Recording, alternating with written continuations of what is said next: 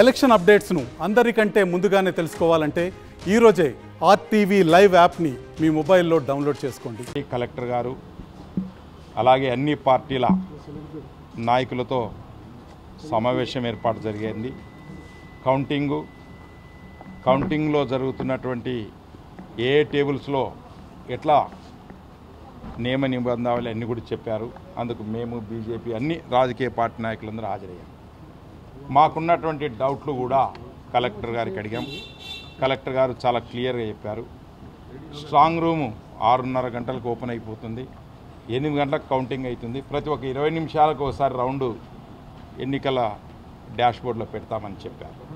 అలాగే మేముగా తెలుగుదేశం పార్టీగా కర్నూలు జిల్లాలో ఏదైనా గొడవలయ్యే ప్రాంతాలు ఉంటే వాటికి సంబంధించి తగు చర్యలు తీసుకోవాలని కూడా ఎన్నికల అధికారి కలెక్టర్ గారికి వినతి పత్రం ఇవ్వడం జరిగింది.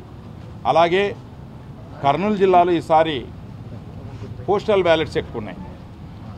ఫస్ట్ టైం పోస్టల్ బ్యాలెట్ కొత్త నియమావళితో జరిగింది. దానికి సంబంధించినటువంటి కొన్ని అనుమానాలు మాకున్నాయి. వాటిని కలెక్టర్ గారి దృష్టికి తీసుకెళ్ళాం. వాళ్ళు దానికి తగ్గ విషయాలు చెప్పారు. కాబట్టి ప్రతి ఎన్నికల ఏజెంటు, ప్రతి రాజకీయ నాయకుడు ఎన్నికల ఏజెంటు చాలా జాగ్రత్త ఉండాల్సినటువంటి అవసరం ఉంది. ఎందుకంటే కర్నూలు లాంటి చోట 4-5 వేలు ఉన్నాయి. అలాగే పాణ్యం కూడా చాలా ఎక్కువ ఉంది. దాదాపు ఒక రౌండ్ అయ్యేదానికి 3 గంటలు పడుతుంది. కాబట్టి పోస్టల్ బ్యాలెట్ రౌండ్స్ వేరే ఉంటాయి, ఈవీఎంఎల్ చేసే బూతులు అవి వేరే ఉంటాయి. కాబట్టి ఏజెంట్లు అటువైపు ఉండాలి, ఇటువైపు ఉండాలి. దానికి కూడా పర్మిషన్ ఇచ్చారు.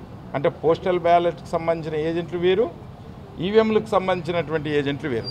కాబట్టి ఇవన్నీ కూడా మేము కలెక్టర్ గారితో మాకున్న అనుమానాలు అన్ని రాజకీయ పార్టీల మీటింగ్లో ఈరోజు మేము నివృత్తి చేసుకోవడం జరిగింది. ప్రజలందరికీ, కర్నూలు జిల్లా ప్రజలందరికీ మేము తెలియజేసేది ఏమంటే, ఎన్నికల రోజున అందరూ కూడా మా తెలుగుదేశం పార్టీ కార్యకర్తలు అయితేనేమి, బీజేపీ కార్యకర్తలు అయితేమి, జనసేన పార్టీ కార్యకర్తలు అయితేమి జాగ్రత్తగా ఉండి ఎన్నికలు ఎంత బాగా చేశామో కౌంటింగ్లో కూడా చాలా మెలకువలతోని చాలా జాగ్రత్తగా ఉండాల్సినటువంటి అవసరం ఉన్నది. ఎందుకంటే ఈ వైసీపీ వాళ్ళని నమ్మేదానికి లేదు.